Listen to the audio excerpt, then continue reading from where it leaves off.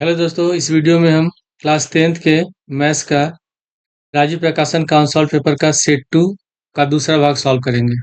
पहले भाग में हम लोगों ने क्वेश्चन नंबर 1 से लेकर के क्वेश्चन नंबर 21 तक सॉल्व किया था। इस वीडियो में हम लोग क्वेश्चन नंबर 22 से लेकर के जितने भी क्वेश्चन है सबको सॉल्व करेंगे और ये जो सेट 2 है इसको हम लोग कंप्लीट करेंगे। तो सबसे पहले इसमें क्वेश्चन नंबर 22 में लिखा हुआ है कि किन्हीं 5 भागों को हल कीजिए और ये 4-4 नंबर क्वेश्चन है। सबसे पहले इसमें क में दिया कि द्विघात बहुपद 3x square minus x minus 4 के शून्यांक ज्ञात कीजिए और शून्यांकों तथा गुणांकों के बीच संबंध की सत्यता की जांच कीजिए। तो पहले इसमें हम लिख लेंगे द्विघात बहुपद माना कि x बराबर 3x square minus x minus 4। तो पहले इसका गुणनखंड करते हैं। तो गुणनखंड करने के लिए 4 से गुणा करेंगे 3x स्क्वायर में, तो कितना हो जाएगा, ये हो जाएगा माइनस का 12x स्क्वायर। और जो बीच वाला पद है ये माइनस एक्स, इसको दो भाग में से तोड़ेंगे, जोड़ने घटाने पर एक बच जाए और गुणा करने पर कितना हो जाए, 4 हो जाए। गुणा करने पर हो जाए 12x स्क्वायर हो जाए। तो हम क्या लिख सकते हैं, 4 गुणे 3, 4 3 12 होगा, 4 में से 3 घटाएंगे 1, तो इसको तो हम लिख सकते हैं 3x स्क्वायर माइनस का 4x plus 3x। Minus x आ रहा तो बड़ी संख्या माइनस में रखेंगे, छोटी संख्या प्लस में रखेंगे, -4।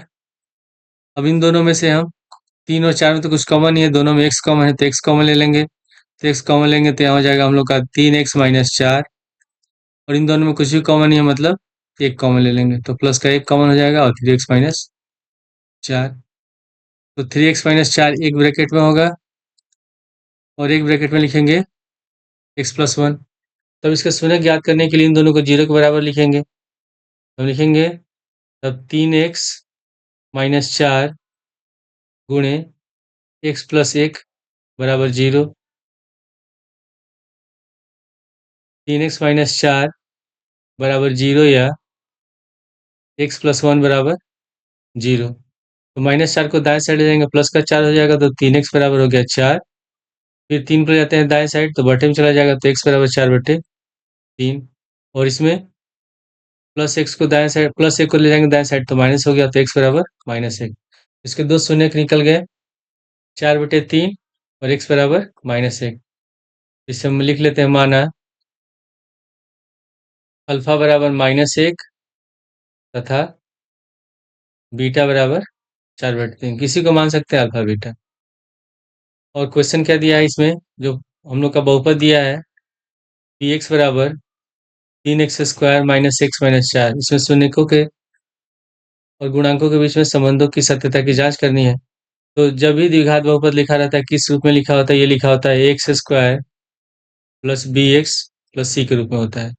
तो अगर इसमें तुलना करते हैं तो इसमें एक्स स्क्वायर का गुणांक 3 है, इसमें एक्स स्क्वायर गुणांक 1 है, तो ए बराबर कितना हो जाएगा, ए बराबर 3 हो गया। इसमें एक्स है, यहाँ भी एक्स है, लेकिन बी की जगह यहाँ कुछ भी नहीं लिखा है, मतलब एक मानेंगे और चिन्ह माइनस है, तो बी बराबर -1 और सी बराबर हो जाएगा हम लोग का -4। सबसे पहले हम निकालेंगे शून्यकों का योगफल। शून्यकों का योगफल, तो शून्यकों का योगफल का होता है माइनस का b/a। तो शून्य का योगफल का फॉर्मूला होता है अल्फा प्लस बीटा, तो अल्फा प्लस बीटा बराबर -b/a, तो हम माइनस लगाएंगे। और b बराबर कितना है, b बराबर है -1, तो आप ब्रैकेट में लिख देंगे -1/, a बराबर है 3, तो यहाँ 3 लिख देंगे। अल्फा बराबर हम लोग कितना माना है, अल्फा बराबर हम लोग माना है -1, तो -1 लिखेंगे, और बीटा बराबर है 4/3, तो 4/3 लिखेंगे। तो -1 प्लस 4/3 बराबर हो जाएगा माइनस माइनस प्लस 1/3। इसमें एलसीएम ले लेते हैं, तो इसका एलसीएम हो जाएगा 3, और 3 में -1 से गुणा करेंगे -3 प्लस 4 बराबर 1/3। तो 4 प्लस में है, 3 माइनस में, तो घटाएंगे तो कितना हो गया, 1/3 बराबर 1/3। तो इसमें जो शून्यकों का योगफल की सत्यता की जांच हो गई। इसके बाद हम निकालेंगे शून्यकों का गुणनफल। शून्यकों का गुणनफल ये होता है c/a। तो अल्फा गुणे बीटा बराबर सी बटे, तो सी हमारा कितना है, सी है इसमें -4 और ये है 3, क्या लिख देंगे हम लोग, -4/3। और इसमें अल्फा बराबर हम लोग का है -1 और बीटा बराबर है 4/3, तो यहाँ लिख देंगे -1 गुणे 4/3 बराबर -4/3। इससे जब गुणा करेंगे तो 4 से -1 गुणा करेंगे, -4/3 बराबर -4/3, दोनों बराबर हैं। तो इस प्रकार हम लिख सकते हैं कि शून्यकों तथा गुणांकों के बीच संबंध की सत्यता की जांच हो गई। क्वेश्चन नंबर ख में लिखा है कि निम्नलिखित रैखिक समीकरणों के युग्म को हल कीजिए। पहला समीकरण दिया हम लोग का 0.2x प्लस 0.3y बराबर 1.3। तो दशमलव दिया है, इसको चाहे तो हम बदल सकते हैं रैखिक में। तो उसके लिए हम क्या करेंगे, इसमें दशमलव हटाएंगे। इसमें दाएं साइड से देखते हैं, दाएं साइड से इसमें एक अंक पे दशमलव है, तो जब दशमलव हटाएंगे तो हो जाएगा 2/10x। इसमें दशमलव एक अंक पर लगा है तो ये हो जाएगा 3/10y बराबर, इसमें है हटाएंगे, इसमें भी एक अंक पे दशमलव है यहाँ, तो हो जाएगा 13/10। इसका एलसीएम ले लेंगे, इसका एलसीएम हो गया 10 और ये हो जाएगा हम लोग का 2x प्लस 3y बराबर 13/10। हम चाहते हैं 10 से 10 को कैंसिल कर सकते हैं, या तो हम 10 को ले जाते हैं दाएं साइड, ये हो जाएगा 2x प्लस 3y बराबर 13 गुणे 10/10। 10 से 10 कैंसिल, तो 2x प्लस 3y बराबर 13, ये हो जाएगा समीकरण 1। पुनः और दूसरा क्या दिया, इसमें दूसरा लिखा है कि 0.4x माइनस 0.5y बराबर माइनस का 0.7। तो 0.4x माइनस 0.5y बराबर -0.7।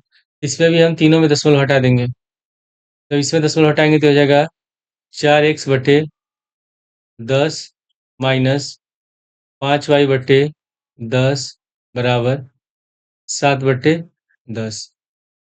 इसमें भी इसका एलसीएम निकाल लेते हैं, इसका एलसीएम हो जाएगा 10, हो जाएगा 4x माइनस 5y बराबर 7/10। 10 को ले जाएंगे दाएं साइड तो 7 में गुणा हो जाएगा, तो होगा 4x माइनस 5y बराबर 7 गुणे 10/10। 10 से 10 कैंसिल हो गया, तो दूसरा इक्वेशन हम लोग का हो गया, दूसरा समीकरण हो गया 4x माइनस 5y बराबर 7, इसको मान लेंगे समीकरण 2। अब समीकरण 2 में लिखा हुआ है 4x माइनस 5y बराबर 7 और इसमें लिखा हुआ है 2x प्लस 3y बराबर 13।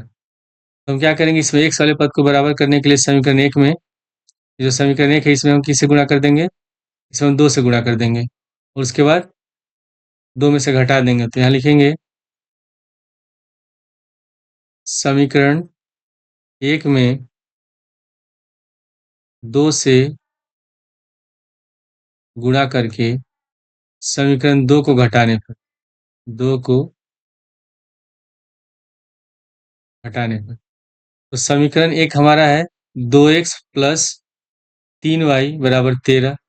तो जब 2x में 2 से गुणा करेंगे तो हो जाएगा 2 दूनी 4x प्लस, फिर 2x में 3y से गुणा करेंगे 3 दूनी 6y बराबर 13 में 2 से गुणा करेंगे 13 दूनी 26।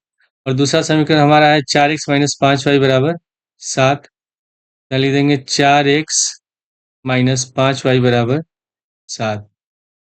अब इसमें हमारा x वाला पद बराबर है, जब x वाला पद बराबर रहेगा और चिन्ह दोनों का एक समान रहता है तो हमेशा घटाते हैं, तो इसको घटा देंगे, ये प्लस है तो हो जाएगा माइनस प्लस माइनस, 4x से 4x कट गया, नीचे वाला चिन्ह इसका प्लस हो गया तो 6 और 5 हो जाएगा 11, और ये 7 पहले से माइनस में है, माइनस छूट गया है,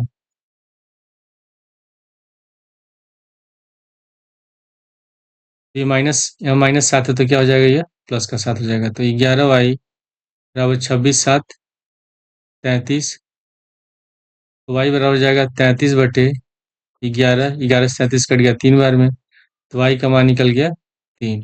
अब y का मान हम या तो समीकरण 1 में रख सकते हैं या समीकरण 2 में रख सकते हैं, तो दोनों में मान रखेंगे तो x का सेम आंसर आएगा। y का मान समीकरण 1 में रखने पर समीकरण 1 है हम लोग का 2x प्लस 3y बराबर 13 और y बराबर निकला है 3। इससे y का मान रख देंगे तो 2x प्लस 3 बराबर 13। ये हो जाएगा 3 तरीके 9 बराबर 13। 13 को ले जाए 9 को ले जाएंगे दाएं साइड, तो 2x बराबर 13 माइनस 9। 2x बराबर 13 में से 9 घटाएंगे 4। x बराबर हो गया 4/2, 2 से 4 कट जाएगा 2 बार में। x बराबर निकल गया 2। x बराबर 2 हो गया और y बराबर है 3। क्वेश्चन नंबर ग में लिखा है कि सिद्ध कीजिए कि बाह्य बिंदु से वृत्त पर खींची गई स्पर्श रेखाओं की लंबाई बराबर होती है। तो पहले हम क्या करते हैं, इसमें एक हम वैसे वृत्त बना लेते हैं और ये बिंदु P है। P से हम स्पर्श रेखा खींचते हैं वृत्त के A पर, और फिर यहाँ P से स्पर्श रेखा खींचते हैं इस पे B पर, और ये मान लेते हैं हमारा वृत्त का केंद्र है। तो हम क्या करेंगे, इसमें A से O को मिला देंगे और इसको B से मिला देंगे, तो ये हो गया हम लोग का OB। तो हमको सिद्ध करना है इसमें कि PA बराबर क्या है, PB। हम लोग इसमें सिद्ध करना है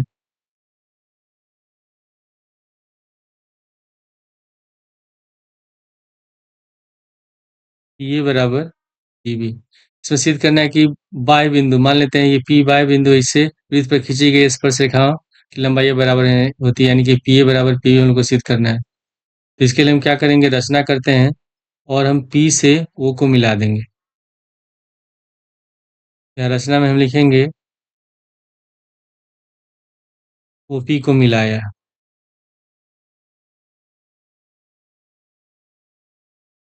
उसके बाद एक प्रमेय है कि वृत्त जो स्पर्श रेखा होता है, स्पर्श रेखा वृत्त को जहाँ टच करती है उस बिंदु पर, जो उस बिंदु से जो त्रिज्या होती है, जैसे मान लेते हैं केंद्र O है, और केंद्र O से जब हम जहाँ स्पर्श रेखा मिलती है वृत्त पर, उससे हम इस अगर मिलाते हैं इस त्रिज्या को, तो ये इस पे होता है लंब, लंब होता है। तो इसमें ये 90 डिग्री बन जाएगा और यहाँ ये भी 90 डिग्री होगा। तो हम त्रिभुज ओ ए पी और त्रिभुज ओ बी पी को सिद्ध करेंगे सर्वांगसम। तो सर्वांगसम सिद्ध करने के लिए इसमें इस समकोण त्रिभुज में एक नियम लगता है हम लोग का सर्वांगसम का, जिसको हम कहते हैं RHS। आर से मतलब राइट एंगल, समकोण होता है 90 डिग्री, एस से होता है कर्ण हाइपोटेनस, और एस से होता है साइड भुजा। तो पहले हम क्या करेंगे, त्रिभुज ओ ए पी और त्रिभुज ओ बी पी में लिख लेंगे, पत्ती में त्रिभुज ओ ए पी तथा त्रिभुज ओ बी पी में सबसे पहले आरएचएस में क्या होता है, कोण 90 डिग्री। तो त्रिभुज ओ ए पी में ए 90 डिग्री है और ओ बी पी में बी 90 डिग्री है। तो इसमें हम लिख देंगे कोण ओ ए पी बराबर कोण ओ बी पी 90 डिग्री। ठीक है, इसके बाद ये ओ ए और तथा ओ बी, ये दोनों क्या है, ये वृत्त की त्रिज्याएं हैं और दोनों आपस में बराबर हैं। और उसके बाद इसमें फिर दिया है कि एच जो कर्ण है, तो जब हम इससे बनाते हैं समकोण त्रिभुज बनाते हैं, तो जहाँ 90 डिग्री बनता है इसमें एक लंब होता है, एक आधार होता है, जो सबसे लंबी भुजा होती है कर्ण होती है। इसमें कर्ण हमारा कौन सा हो जाएगा, ओपी हो जाएगा, और दोनों में कर्ण ओपी है, तो ये ओपी हमारा कॉमन है। इसमें लिख देंगे ओपी बराबर ओपी, और ये है उभयनिष्ठ। तो उभयनिष्ठ हो गया। और उसके बाद एक भुजा यानी कि ओ ए बराबर ओ बी, लिख देंगे ओ ए बराबर ओ बी। ये क्या है, वृत्त की त्रिज्या। इसलिए त्रिभुज ओ ए पी सर्वांगसम होगा त्रिभुज ओ बी पी के। और कौन सा नियम लग रहा है, RHS सर्वांग समता से। तो जब दो त्रिभुज सर्वांग सम होते हैं तो उनके संगत भुजाएं बराबर होती हैं। तो इसमें पी ए का संगत भुजा कौन सा हो जाएगा? P B. तो लिख देंगे यहाँ पी ए बराबर पी बी। और यहाँ क्या लिखते हैं? C P C T. और ये हम लोग को सिद्ध करना था। क्वेश्चन नंबर घ में लिखा कि एक त्रिभुज एबीसी की भुजा बीसी पर एक बिंदु डी इस प्रकार है कि कोण एडीसी बराबर कोण बीएसी। तो सिद्ध कीजिए कि सी ए स्क्वायर बराबर सी बी गुणे सी डी। तो इसमें बना लेते हैं एक त्रिभुज एबीसी। इसमें लिखा है कि बीसी भुजा पर बिंदु एक डी इस प्रकार है, यानी कि हम ए से डी को मिला देंगे। और इसमें दिया कि कोण ए डी सी, कोण ए डी सी ये कोण और कोण बी ए सी ये पूरा कोण दोनों क्या है? आपस में बराबर है। तो हमको सिद्ध करना है कि सी ए स्क्वायर बराबर सी बी गुणे सी डी। सिद्ध करना है सी ए स्क्वायर बराबर सी बी गुणे सी डी। तो इसके लिए हम क्या करेंगे? इसमें हम त्रिभुज ए डी सी तथा त्रिभुज बी ए सी को हम समरूप सिद्ध करेंगे। इसमें ये त्रिभुज ए डी सी, ठीक है, और दूसरा त्रिभुज कौन सा है? बी ए सी। इसको हमको सिद्ध करना है समरूप। तो सबसे पहले त्रिभुज ए डी सी में, त्रिभुज ए डी सी में ये इसमें डी, और त्रिभुज बी ए सी में, त्रिभुज बी ए सी में ये दोनों बराबर दिया है। इसमें लिख देंगे कि कोण ए डी सी बराबर कोण बी ए सी, ये दिया है। इसके बाद यहाँ इसमें त्रिभुज बी ए सी और त्रिभुज ए डी सी में दोनों में कोण सी, जो ये कोण है ये कॉमन है। तो लिख सकते हैं कोण सी बराबर कोण सी उभयनिष्ठ। तो जब दो कोण बराबर हैं इसमें दोनों कोण, तो इसलिए दोनों त्रिभुज क्या हो जाएगा? समरूप हो जाएगा। तो त्रिभुज ए डी सी समरूप होगा त्रिभुज बी ए सी के। और नियम कौन सा लग रहा है? एंगल एंगल समरूपता। जब दो त्रिभुज समरूप होते हैं तो उनके संगत भुजाओं का अनुपात बराबर होता है। तो सबसे पहले इसमें क्या है? सी ए। इसमें सी ए दिया हुआ है। तो अगर इसमें हम ऐसे लेते हैं, यहाँ सी ए ये है, अगर सी ए लेंगे, ठीक है, तो इसका संगत क्या हो जाएगा? यहाँ सी ए है तो इसका संगत होगा सी बी। तो बट्टे में लिख देंगे सी बी। उसके बाद बराबर, अब इसके बाद इसमें क्या दिया हुआ है? सी बी तो हो गया, अब इसमें सी डी है। तो इस वाले में अगर हम ऐसे सी डी लेते हैं, तो यहाँ सी डी लिखेंगे तो इसका संगत क्या हो जाएगा? सी ए। तो यहाँ लिख देंगे सी ए। अब हम सी ए को सी ए से गुणा करेंगे तो सी ए और सी ए हो जाएगा सी ए स्क्वायर, और सी बी को ले जाएंगे दाएं साइड, हो जाएगा सी बी गुणे सी डी।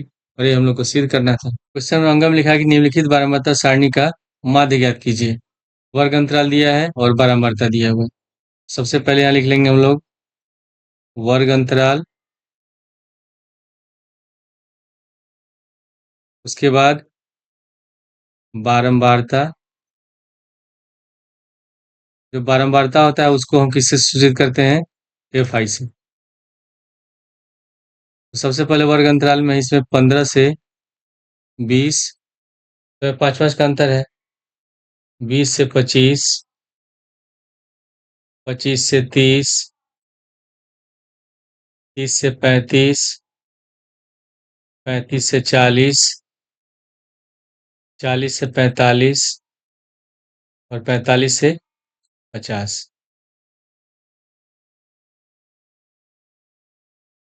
इसके बाद हम लोग का बारंबारता इसमें दिया हुआ है 14, 56, 60, 86, 74, 62 और 48।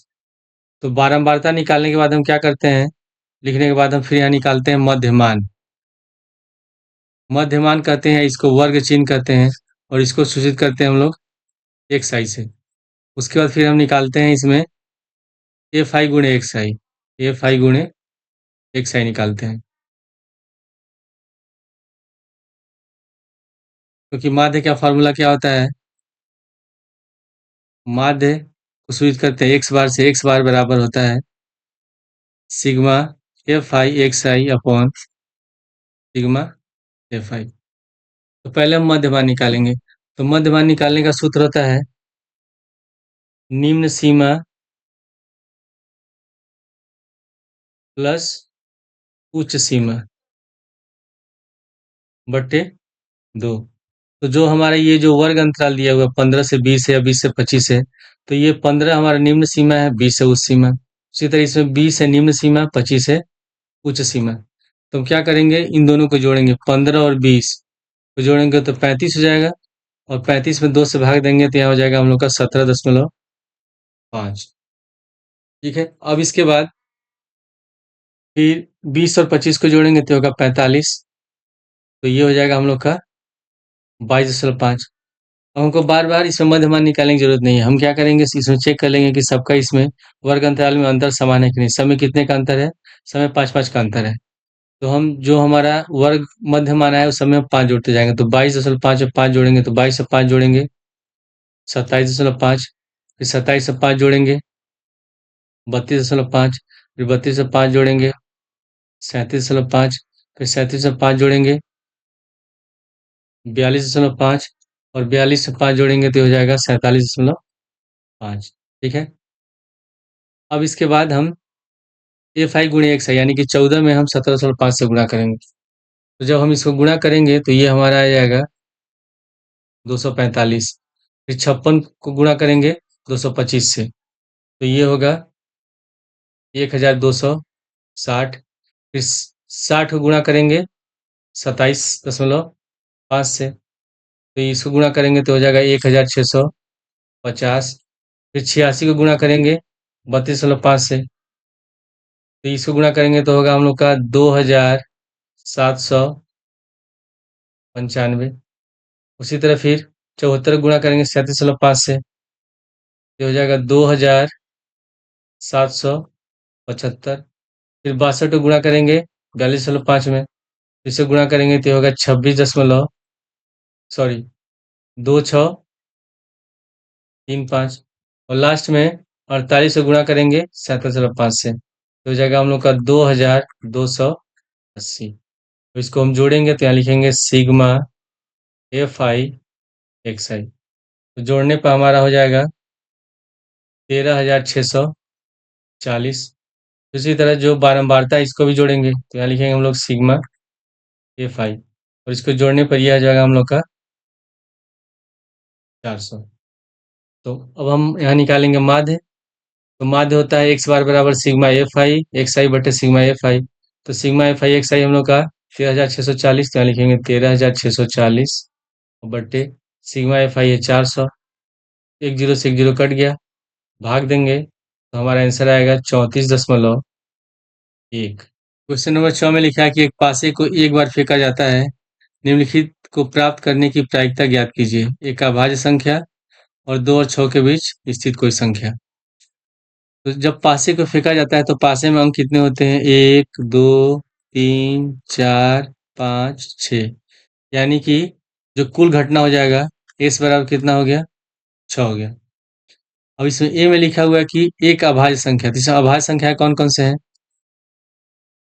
अभाज्य संख्या। तो अभाज्य संख्या है हम लोग का, इसमें 2 है 3 है 5 है, तो लिखेंगे 2,3,5। तो ये टोटल कितना है, ये हम लोग का है 3 है। ठीक है, गिनते हैं इसको, इस घटना को मान लेते हैं ई। तो एन ई बराबर हम लोग का हो जाएगा 3। तो जब इसका प्रायिकता निकालेंगे तो प्रायिकता पीई बराबर अभाज्य संख्या है 3, यानी कि जो हमारी घटना हुई है 3 है और कुल घटना है 6, तो 3/6, तो 3 एकम 3, 3 दूनी 6, ये हो गया 1/2। फिर बी में दिया हुआ है कि 2 और 6 के बीच स्थित कोई संख्या, तो यहाँ 2 से 6 के बीच में जो संख्या स्थित है कौन कौन सी है, 3, 4, 5। लिखेंगे 2 तथा 6 के बीच स्थित संख्याएं, इसको मान लेते हैं एफ। एफ बराबर हम लोग का हो गया 3, 4, 5, ये संख्या स्थित है, यानी कि ये हो जाएगा एन एफ बराबर टोटल कितना हो गया, 3 हो गया। तो इसका प्रायिकता पी एफ बराबर, ये भी हो जाएगा 3/6, तो 3 एकम 3, 3 दूनी 6, तो आंसर हो गया इसका 1/2। क्वेश्चन नंबर 23 में लिखा है कि यदि किसी समांतर श्रेणी के प्रथम 8 पदों का योगफल 64 है और इसके प्रथम 17 पदों का योगफल 289 है, तो श्रेणी का प्रथम पद और सार अंतर ज्ञात कीजिए। तो जो योगफल का सूत्र होता है वो क्या होता है, एस एन बराबर n/2 2a प्लस n-1 गुणे डी, ये फॉर्मूला होता है। और क्वेश्चन में क्या दिया हुआ है, क्वेश्चन में दिया है कि 8 पदों का योगफल यानी कि S8 बराबर है 64 और 17 पदों का योगफल यानी कि S17 बराबर दिया है 289। तो इस सूत्र के अनुसार पहले हम लिखेंगे इसको, तो इसमें पहले हम लिख लेते हैं कि S8 बराबर है 64,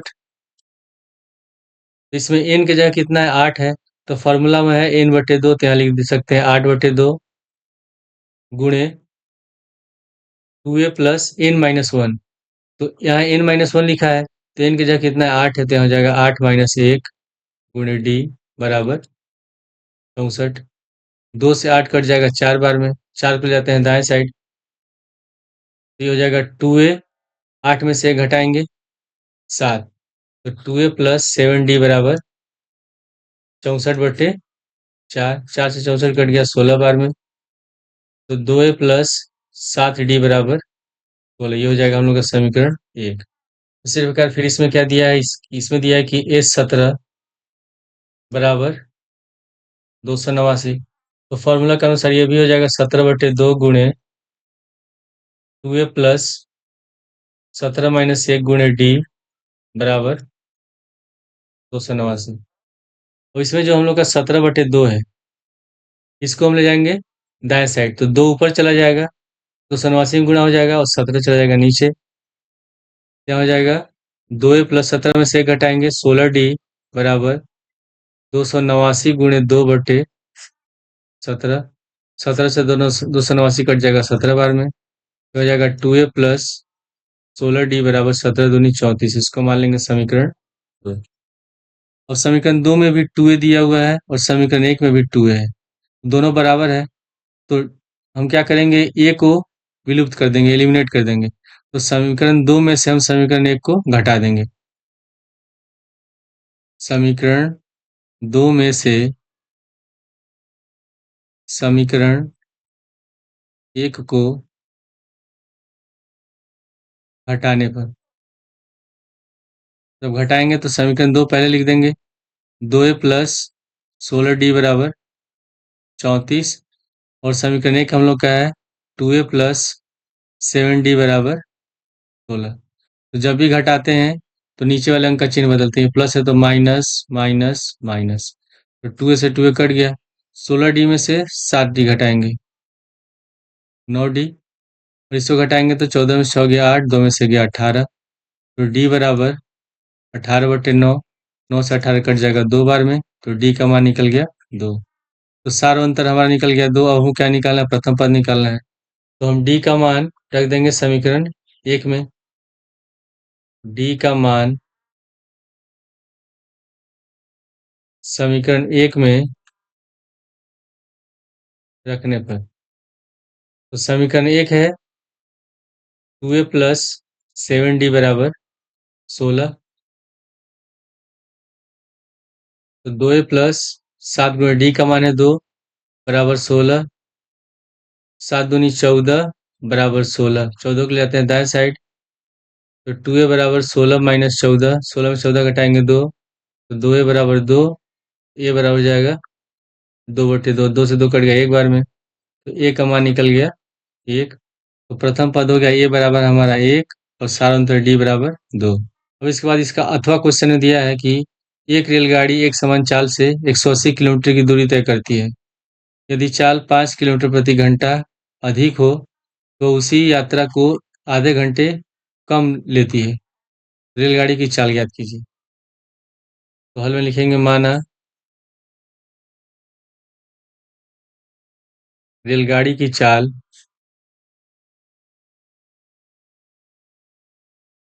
1 किलोमीटर प्रति घंटा है।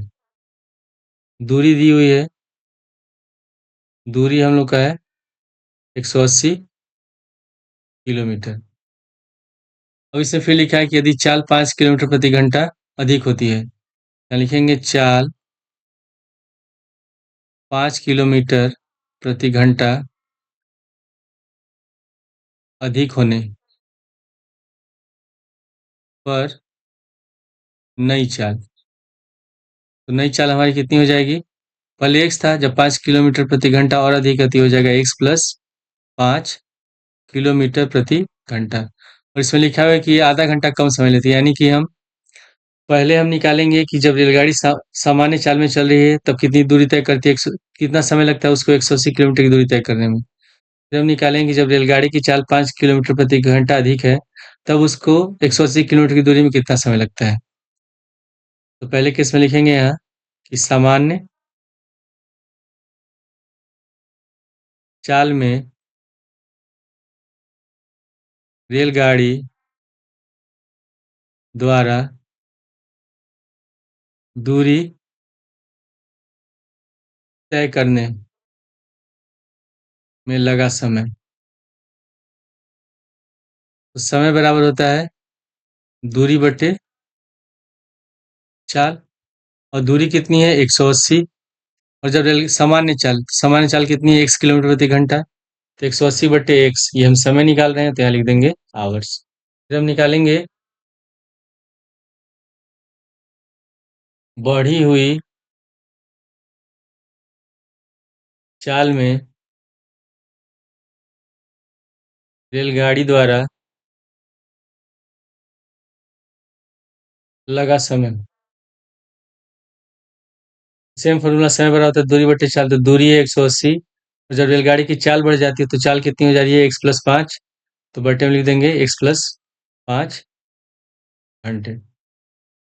तो अब इसमें जब रेलगाड़ी सामान्य चाल चल रही है यानी कि धीरे धीरे चल रही है तो उसको 180 बटे एक समय लगता है, और जब तेज चल रही है तो उसको 180 बटे एक्स प्लस 5 घंटे समय लगते हैं।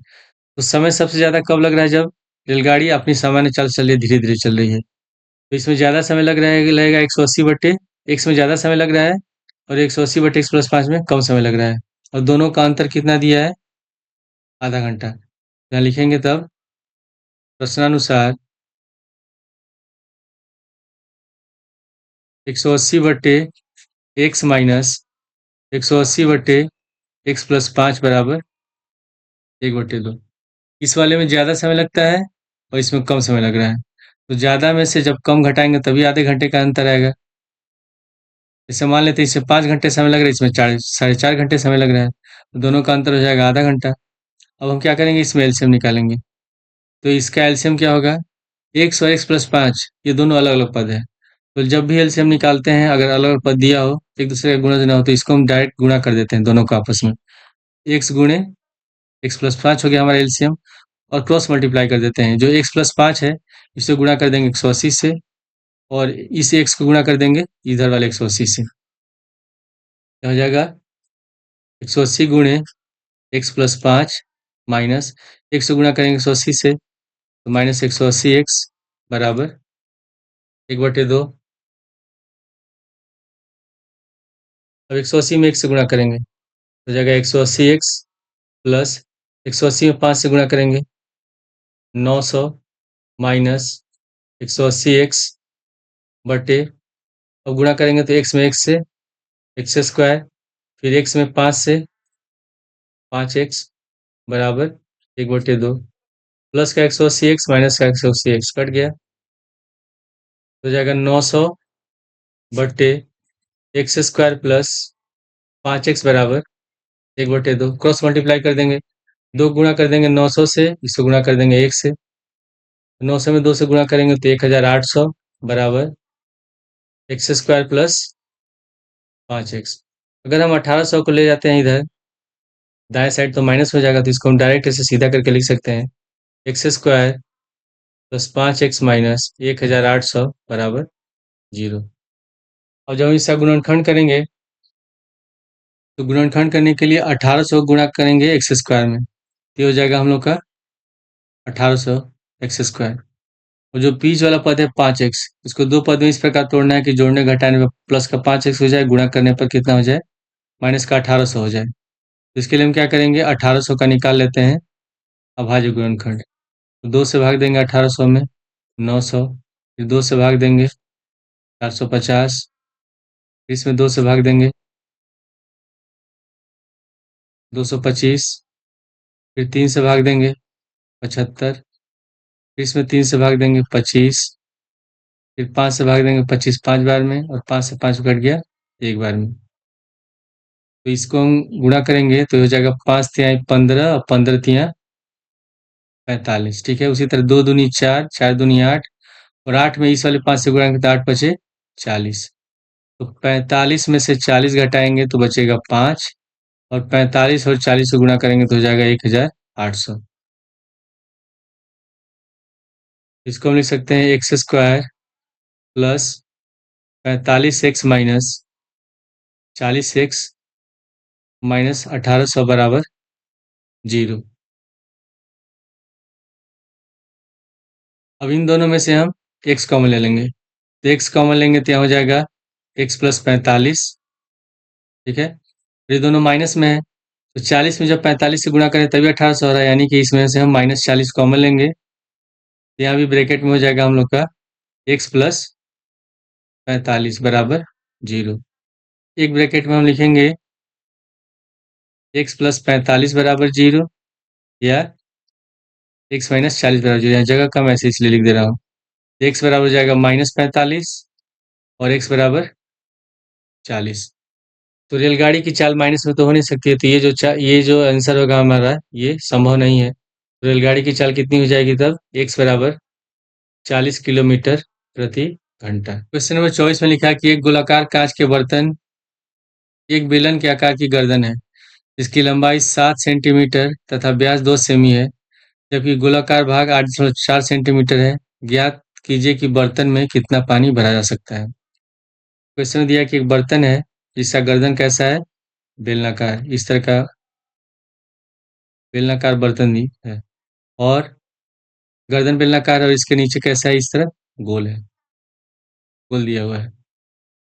और जो बेलनाकार गर्दन है इसकी लंबाई दी हुई है 7 सेंटीमीटर, यानी कि इसकी ऊंचाई होगी 7 सेंटीमीटर। इसका जो व्यास है ये दिया हुआ है 2 सेंटीमीटर, और जो गोलाकार भाग है इसका व्यास है 8.4 सेंटीमीटर। तो बताना है इसमें कितना पानी आएगा। तो हम क्या करेंगे, बेलन जो है उसका आयतन निकालेंगे और इस गोले का आयतन निकालेंगे। तो पहले इसमें लिख लेते हैं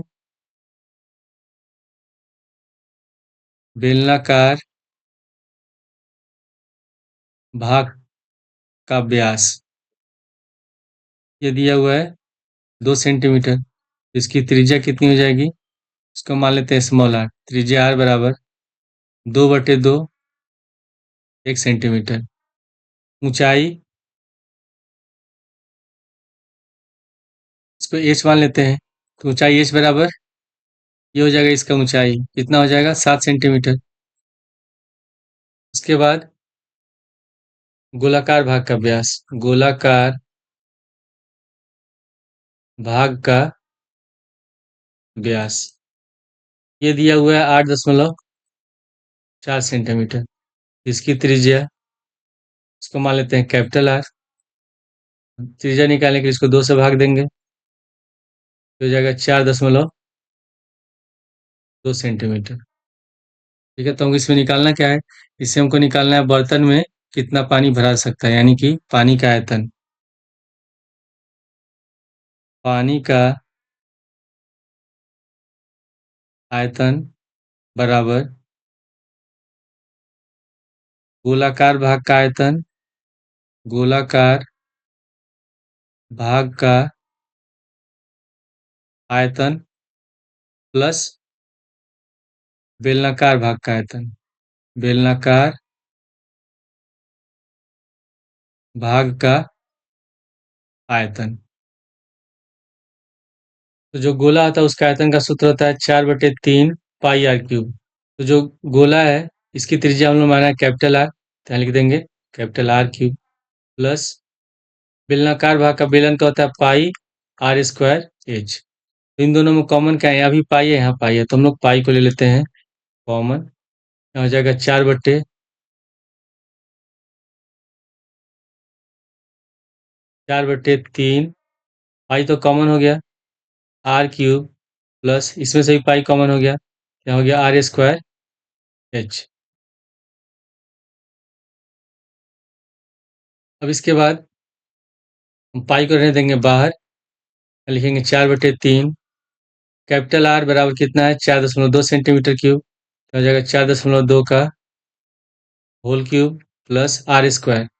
तो इसमें बेलन का जो त्रिज्या है स्मॉल आर ये कितना है 1 सेंटीमीटर, तो 1 का स्क्वायर और बेलनाकार भाग की ऊंचाई है 7, तो हो जाएगा पाई बाहर रखेंगे ब्रैकेट के 4/3 गुणे 4.2 का क्यूब। 4.2 का जब हम क्यूब निकालेंगे तो ये क्यूब हम लोग का आएगा 74.088। ठीक है, लिखेंगे 74.088 प्लस 1 का स्क्वायर 1, एक में 7 से गुणा करेंगे 7, इसको 3 से काट देंगे, तो 3 से काटेंगे तो ये हम लोग का कटेगा 24.9696 बार में।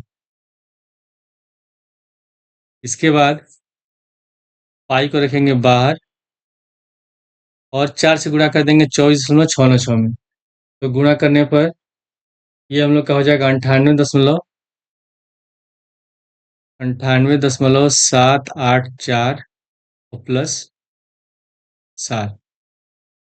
तो अगर पाई के पद में लिखेंगे तो इसको जोड़ेंगे तो हो जाएगा 105.784 पाई सेंटीमीटर क्यूब आयतन है। लेकिन अगर पाई का मान रखते हैं 22/7, बुक में तो ये इसमें यही आंसर दिया है, अगर इसका मान रखेंगे तो 1.5.784 गुणे 22/7, और ये 7 से कट जाएगा हम लोग का ये कटेगा हम लोग का 14.14.112 बार में, और इसको जब हम गुणा करेंगे तो हमारा आंसर आएगा 310.464 सेंटीमीटर क्यूब।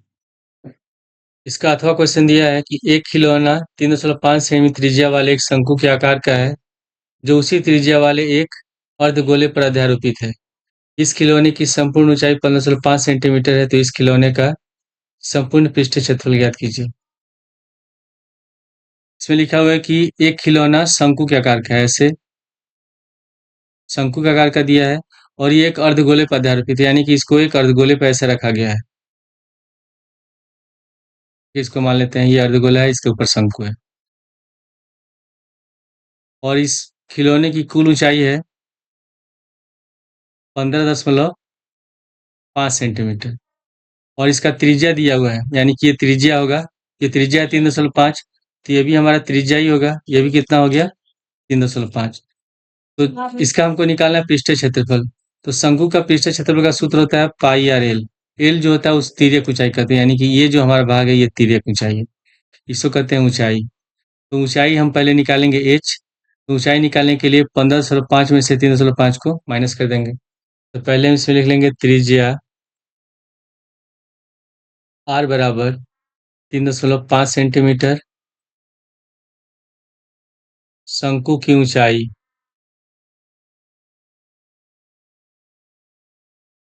एच बराबर 15.5 में से हम माइनस कर देंगे 3.5 को, ये हो जाएगा हम लोग का 12 सेंटीमीटर। तो जो शंकु होता है उसका पृष्ठीय क्षेत्रफल का सूत्र होता है पाई आर। एल क्या है? इसको कहते हैं तिर्यक ऊंचाई या तिरछी ऊंचाई। तो एल बराबर होता है, यहाँ लिख लेंगे, तिरछी ऊंचाई एल बराबर under root H square plus R square. तो इसमें एच हमारा है 12, तो लिखेंगे 12 का होल स्क्वायर, और त्रिज्या है 3.5, तो ये हो जाएगा 3.5 का होल स्क्वायर। तो 12 का होल स्क्वायर होता है 144, और 3.5 का होल स्क्वायर हो जाएगा 12.25। 12.25, ठीक है। और इसको जब जोड़ेंगे तो ये हो जाएगा हम लोग का 156.25, और इसका जब वर्गमूल निकालेंगे तो ये होता है 12.5 सेंटीमीटर। तो अब यहाँ लिखेंगे खिलौने का कुल पृष्ठीय क्षेत्रफल। कुल पृष्ठीय क्षेत्रफल। तो खिलौने का जब कुल पृष्ठीय क्षेत्रफल निकालेंगे तो ये जो अर्धगोला है, इसका पृष्ठीय क्षेत्रफल, तो अर्धगोला का पृष्ठीय क्षेत्रफल कहते हैं ऐसा जिसको हम बाहर से छू सकते हैं। तो बाहर से इसी को, इस वाले भाग को छू सकते हैं, अंदर वाले भाग को छू नहीं सकते हैं। तो इसका सूत्र होता है 2 पाई आर स्क्वायर। और ये शंकु का है, ये बाहर वाला भाग पृष्ठीय क्षेत्रफल, इसका होता है पाई आर एल। तो दोनों को क्या कर देंगे हम लोग, जोड़ देंगे।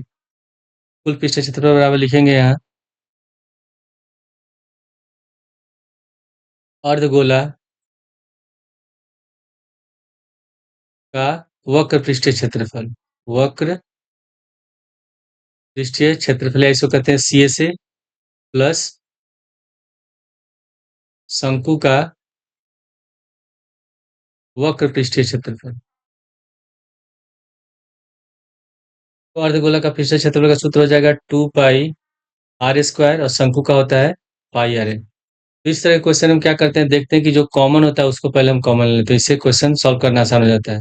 इन दोनों में कॉमन क्या है? पाई आर। इसमें भी है पाई आर, तो हम पाई आर कॉमन ले लेंगे। जब पाई आर कॉमन लेंगे तो यहाँ बचेगा हम लोग का 2 आर, और इसमें बचेगा एल। तो यहाँ हो गया 2 आर प्लस एल। अब सबका मान रखते हैं। पाई का मान होगा 22/7, त्रिज्या है 3.5 गुणे 2 गुणे आर है, त्रिज्या है 3.5, और प्लस एल, तिरछी ऊंचाई निकली है हम लोग का 12.5, तो लिख देंगे 12.5। 7 से 3.5 कट जाएगा 0.5 बार में। तो 22 को जब 0.5 से गुणा करेंगे तो हो जाएगा हम लोग का 11, गुणे 2 में गुणा करेंगे 3.5 से, तो 7 प्लस 12.5। इसको जोड़ेंगे, 7 और 12.5 को, तो हो जाएगा 19.5। और जब इसको हम गुणा करेंगे तो गुणा करने पर ये होगा 214.5। हम पृष्ठीय क्षेत्रफल निकालने तो क्या लिख देंगे, सेंटीमीटर स्क्वायर। क्वेश्चन नंबर 25 में दिया कि एक बहुमंजिले भवन के शिखर से देखने पर एक 10 मीटर ऊंचे भवन के शिखर और तल के अनुमान कोण क्रमशः 60 डिग्री और 45 डिग्री है। तो बहुमंजिले भवन की ऊंचाई ज्ञात कीजिए। तो इसमें हम इसका फिगर बना लेते हैं। मान लेते हैं ये हमारा हो गया बहुमंजिला भवन, बिल्डिंग है ए बी, और एक ये भवन है, इसको ये सी डी। यहाँ इसको मिला लेंगे। इसकी ऊंचाई दी हुई है 10 मीटर। फिर लिखा है कि एक बहुमंजिले भवन के शिखर से, यानी कि ए से, शिखर से भवन के शिखर और तल के अनुमान कोण। तो ये भवन का शिखर कौन सा डी है, तो इससे हम इसको मिला देंगे, और इसका अनुमान कोण दिया है 30 डिग्री, तो यहाँ बना लेंगे हम लोग 30 डिग्री। और फिर भवन के पाद के, यानी कि बिंदु सी, ए से मिलाएंगे सी को, और इसका अनुमान कोण दिया है 45 डिग्री, तो ऐसे बना लेंगे। फिर हम क्या करेंगे, इसके समांतर ऐसे लाइन खींचेंगे।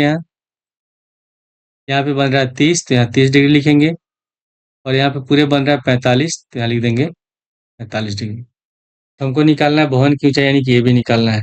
इसमें से जब सी डी 10 मीटर है, यहाँ नाम देते हैं इसका ई, तो बी भी कितना हो जाएगा 10 मीटर।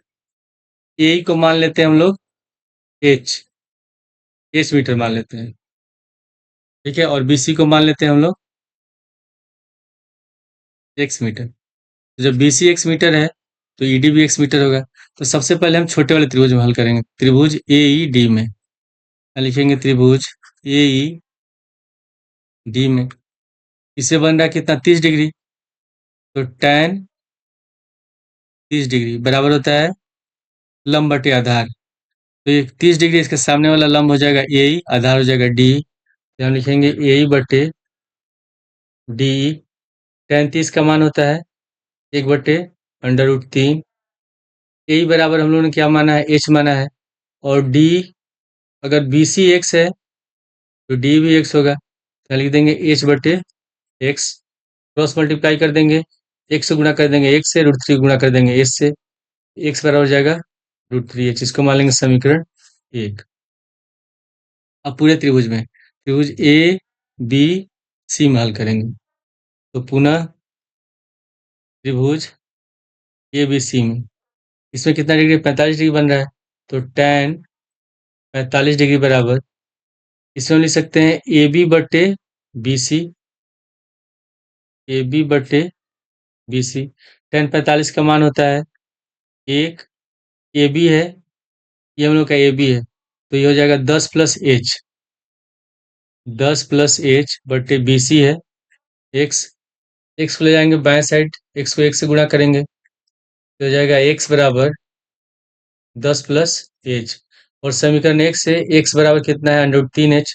तो हम x के लिए लिख देंगे √3h बराबर 10+h।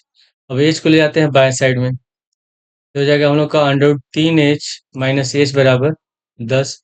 अब इन दोनों में h कॉमन है, इसमें से h कॉमन ले लेंगे, h कॉमन लेंगे तो हो जाएगा √3 माइनस 1 बराबर 10। √3 माइनस 1 को ले जाएंगे दाएं साइड, बटे में चला जाएगा, तो h बराबर 10 बटे √3 माइनस 1। अब हम करेंगे इसका परिमीकरण, तो परिमीकरण करने के लिए इसको गुणा कर देंगे √3 प्लस 1 बटे √3 प्लस 1 से।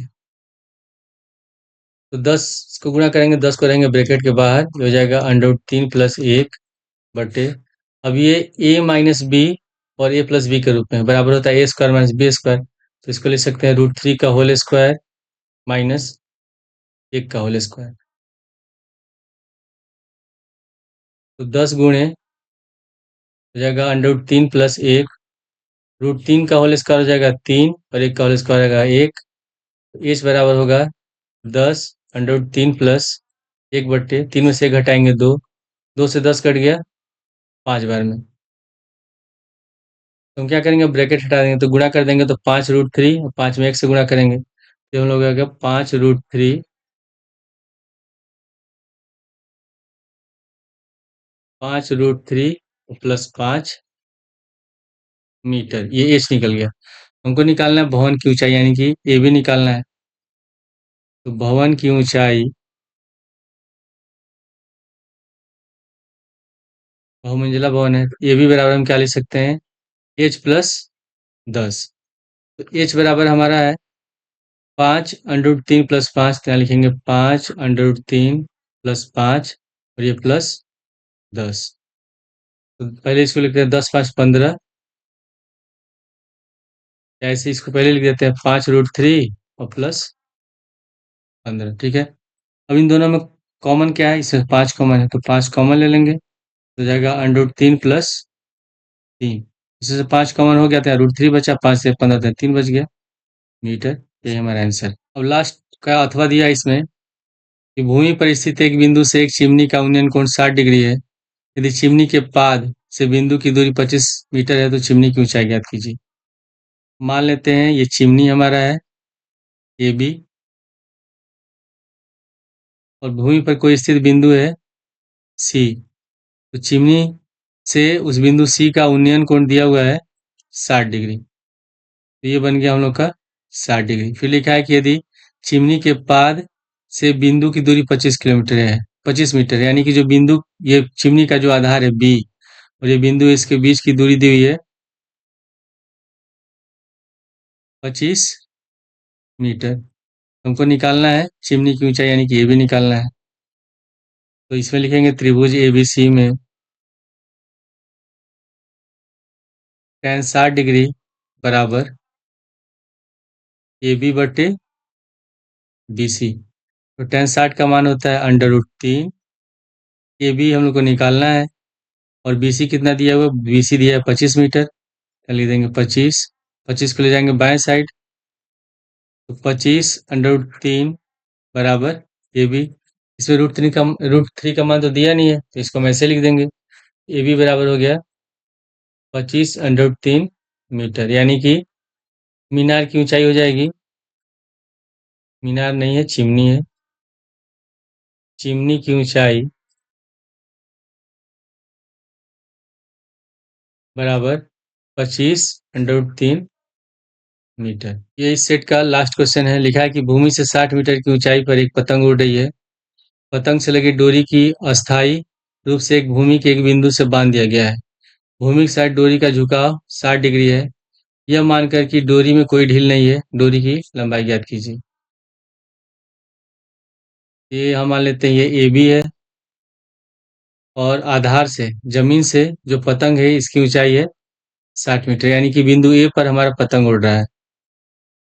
और ये पतंग किसी डोरी से बंधा है, तो डोरी से बंधा होगा तो ऐसे तिरछा बंधा होगा, सीधा तो बंधेगा नहीं, तो ऐसे सीधा बंधा है। और ये जो डोरी है ये ढीली नहीं है, और इसके यूनियन कोण जो बन रहा है ये 60 डिग्री बन रहा है। तो हमको बताना है कि डोरी की लंबाई, यानी कि इसको निकालना है, सी ए सी निकालना है। हम लोग को निकालना है ए सी। तो हम लोग जानते हैं कि जब जो कोण बनता है, कोण या 60 डिग्री में, तो कोण के सामने वाली भुजा लंब होती है, ये तो लंब हो जाएगा हम लोग का ए बी, आधार होगा बी सी और कर्ण होगा ए सी। तो इसमें लंब दिया है, हमको निकालना है ए सी, कर्ण निकालना है। तो लंब और कर्ण किस में आते हैं, साइन में आते हैं। तो इसमें लिखेंगे त्रिभुज ए बी सी में साइन 60 डिग्री बराबर लंब बटे कर्ण। तो लंब हमारा है ए बी और कर्ण है ए सी। ए सी हम लोग को निकालना है।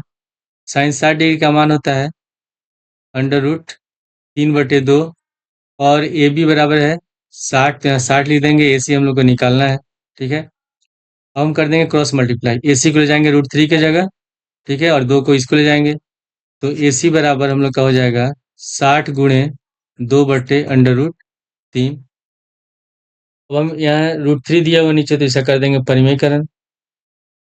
तो ए सी बराबर हो जाएगा 60 में 2 से गुणा करेंगे 120/√3 गुणे √3/√3। ए सी बराबर हो गया 120/√3। √3 और √3 को गुणा करेंगे 3 होगा, 3 से 120 कट गया 40 बार में। ए सी बराबर हो गया 40/√3 मीटर, यानी कि डोरी की लंबाई बराबर 40/√3 मीटर। जब √3 का मान नहीं दिया रहता है तो हम हमेशा √3 के पद में लिखेंगे, अगर इसका मान दिया रहेगा तब इसमें इसका मान हम रखते हैं। अब इसके बाद अगले वीडियो में हम लोग अगले सेट को सॉल्व करेंगे।